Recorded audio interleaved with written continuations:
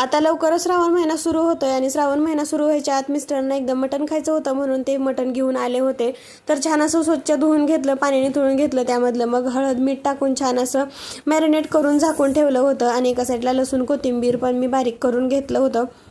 लसूण कोथिंबीरचं वाटण करून घेतलं, ते तेलामध्ये छान असं फ्राय करून घेतलं कुकरमध्ये आणि ते छान भाजलं गेलं की मग जे मॅरिनेट केलेलं मटण होतं ते पण 1-2 मिनिट भाजून घ्यायचं। नंतर मग त्याचे 4 शिट्ट्या करून घेतल्या।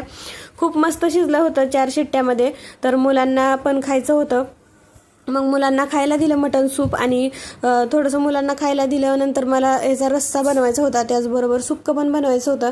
तर त्यासाठी मग मी इथं वाटण करायला घेतलं। वाटण करायसाठी त्यामध्ये मी लसूण घेतलेला, त्याचबरोबर कोथिंबीर, खोबरं, आलं, जिरं आणि थोडंसं भाजलेला कांदा पण घेतलेला। तर त्याचा वाटण करून घेतलं। नंतर इथं पातेलं तापायला ठेवलं, पातेल्यामध्ये तेल टाकलं, त्यामध्ये थोडंसं लाल तिखट टाकलं, जे काळं तिखट आहे तर ते टाकलं 2 चमचे आणि मग ते छान असं भाजून घेतलं की त्यामध्ये वाटण केलेलं होतं वाटण टाकलं, मग ते फ्राय करून घेतलं। त्यामध्ये थोडीशी लाल मिरची पावडर, हळद, मीठ आणि मटण मसाला टाकला, तो छान असा फ्राय करून घेतला आणि तो फ्राय होतो तोपर्यंत एका साईडला मी कढईमध्ये सुक्कं पण बनवायला घेतलं होतं। तर इथं कढई तापायला ठेवली, कढईमध्ये तेल टाकलं, थोडासा मसाला टाकला, हळद मीठ तिखट टाकून छान असं फ्राय करून घेतलं की मग त्यामध्ये शिजलेले मटणाचे पीस होते तर ते टाकले, ते छान असं फ्राय होते तोपर्यंत मग इकडं मी रस्स्यासाठी पण मसाला एका साईडला भाजत होते आणि एका साईडला मग सुक्कं पण बनवून घेतलं होतं। तर त्यामध्ये कोथिंबीर टाकली आणि ते छान असं तयार झालं होतं आणि नंतर मग रस्सा पण बनवून घेतला, छान असा उकळून घेतला की मग रस्सा तयार झाला। मग मला भात पण करायचा होता,